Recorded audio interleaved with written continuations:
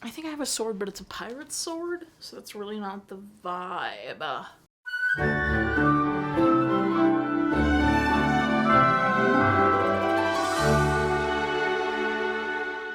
Welcome back to Every Disney Movie Ever. My name is Jess and I'm watching Every Disney Movie Ever. Today I'm going to talk about Avalon High. Avalon High is a 2010 Disney Channel original movie about a girl named Allison helping the Order of the Bear discover the reincarnation of King Arthur and how to help him defeat the reincarnation of Mordred. It is directed by Stuart, Gillard, cinematography by Thomas Burstyn, editing by James R. Symons, music by Robert Duncan, and it's written by Julie, Sherman, Wolfe, and Amy Talkington, based off a book of the same name by Meg Cabot. Shall we compare?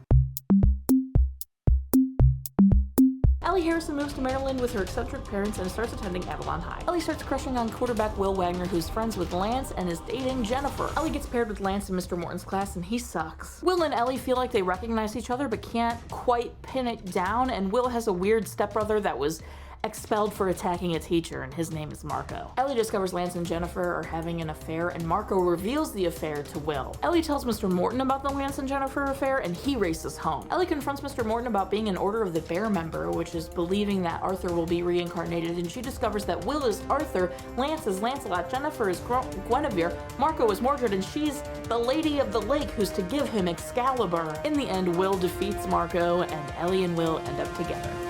The book is different than the movie, for sure.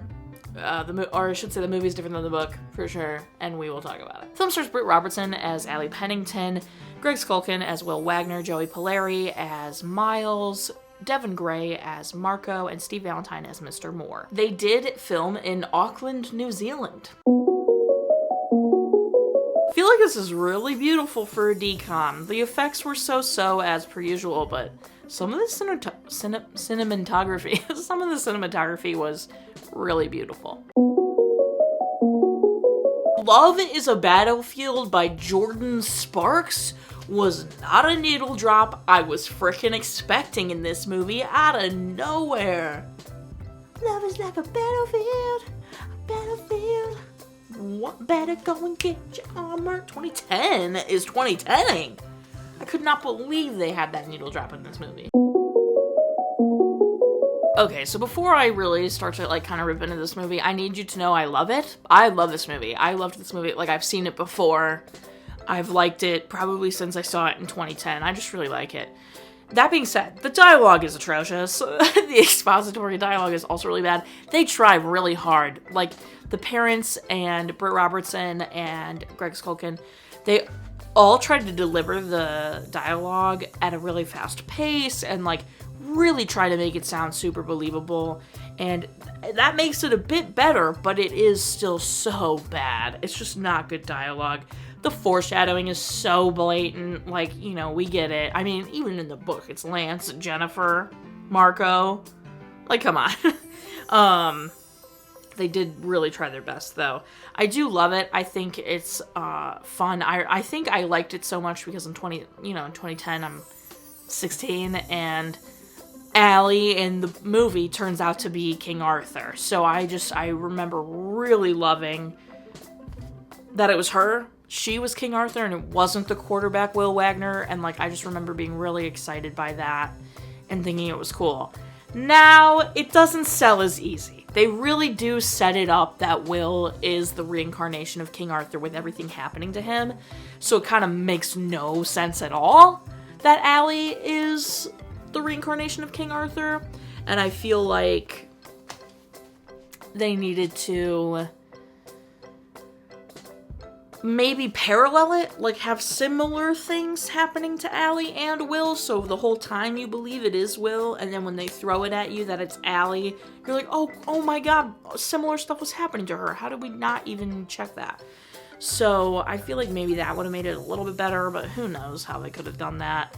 I just really like that she ends up being King Arthur. I think it's a better ending. I think it's more interesting. I think I would have been disappointed in the book had it. In the book, she's just the Lady of the Lake, which isn't, just the Lady of the Lake. She gives him Excalibur, I guess, but I don't know. The girl playing Jennifer cried for her life, man. Holy heck. Good for her. So good. I was very impressed. Gregg his American accent, it was so rough. He tried so hard, but it was so obvious that he's British. He was trying really, really hard for the American accent. It was cute. It was fine. Favorite part? Probably just like the strong women in this movie and Allie being Arthur. That's probably my favorite. My least favorite part is probably the dialogue because it's really bad. Recommend? Yes. Watch again? Yes. I love this movie. I always have. There is a parent death. Marco's dad passed away. Yes. Marco's dad passed away. And then Britt Robertson's run is kind of stupid. I feel mean saying that. My run is stupid, just for the track record. But I don't know. They just like really did her a disservice making her run. And like not, I don't know. She's like so obsessed with running and she's a track runner, but they didn't give her, I don't know. Anyway, I do love it. I love this movie. Give it a watch. It's a fun one. I like it. That's everything I got for Avalon High. My final rating is 6 swords out of 10. Our total movie count is.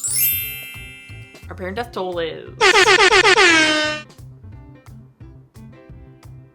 Cry count is still the same. If you want to keep up with the movie I'm watching when, follow me on all socials. You'll find out movie I'm watching when. I put out videos every Monday and Friday and sometimes Wednesday. Join Patreon. I got a tier starting at just $1 where you get every video a week early, coupon code for merch, and exclusive merch access.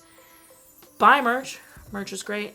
Merch is grand. Until next time, comment, like, and subscribe. But I'm not in charge of your life. You are, so do you, and don't be Mr. Morton about it.